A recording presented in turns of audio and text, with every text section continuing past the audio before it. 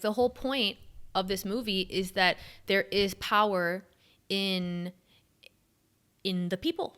And that's that cliche political phrase, the power of the people. Well, it's real. And that's why in this film you see that the regime uses fear to weaken the people, and so that they rely on the government. And it's a specific line in the movie too, where once that regime starts to lose control, they specifically try to invoke fear in the people by using the media. They start showing all these disasters happening, wars happening, famine all over the world, and very North Korean kind of tactic there. This idea of that, like, oh, everything's terrible outside of here. And that fear was meant to remind, he says very specifically, this authoritarian leader in the movie, we're going to remind them why they need us.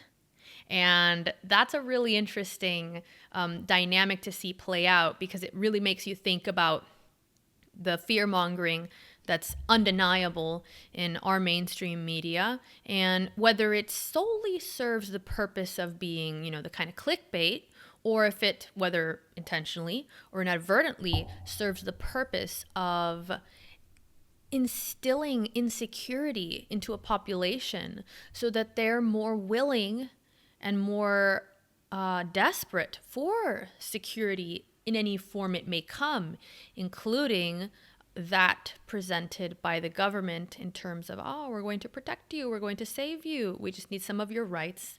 And to remind people, this movie begins with a lockdown. Not saying anything. Not implying anything. I'm just saying V for Vendetta starts with a city in lockdown. That's all.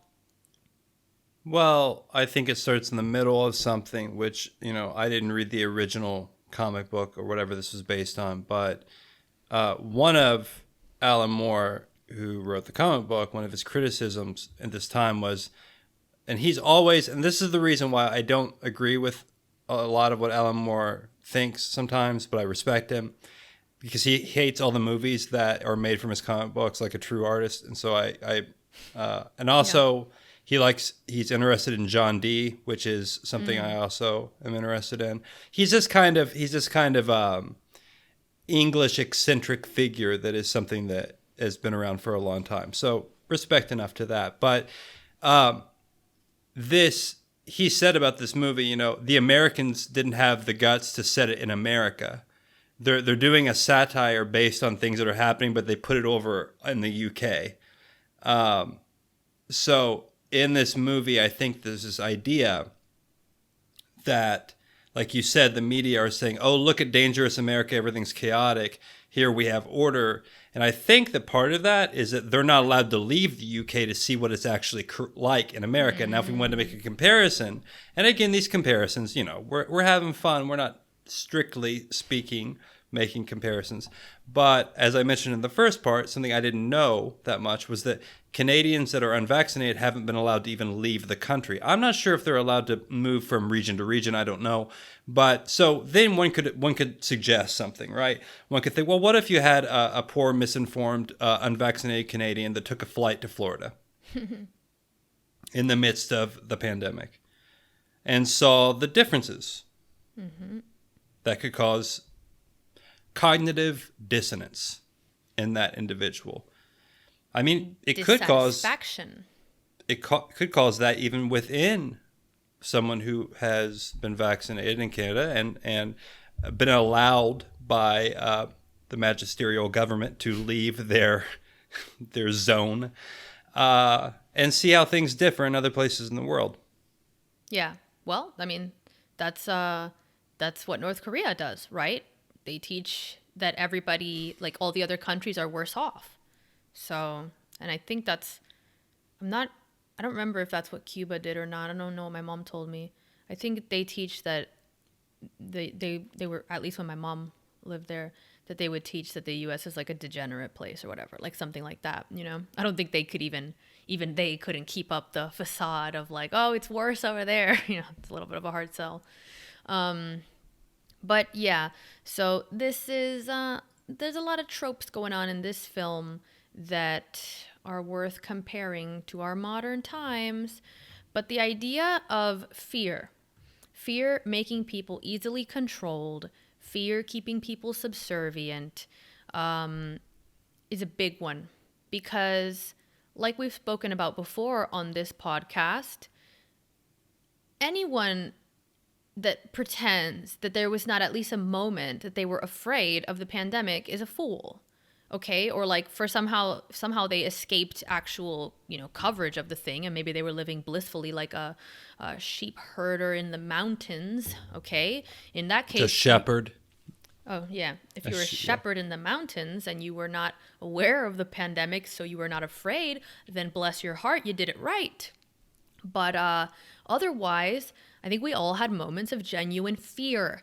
I literally had a panic attack thinking about the possibility of some of my family dying. I had to pull over on the side of the road. And this was like literally when the pandemic broke. Okay, so don't like give me shit. This was, no one knew what the fuck was going on. We had no idea how bad it was going to be. We had no idea what would come. And I don't have panic attacks. So that was a level of fear that was pretty profound for me. And when people are that afraid, the desire for relief and security becomes probably one of the top desires, along with, sustenance and having a roof over your head. It becomes something about survival. And so it makes sense that you can use fear, particularly as a government, to make your population more dependent on you, more subservient to you, because they turn to you for that safety and that security. And that's a really scary thing when it's being done for purposes of manipulation. It makes me think about the press release from Biden about, wishing the unvaccinated a winter of severe illness and death for them and their loved ones and the hospitals that they would soon overwhelm. I mean, what's up?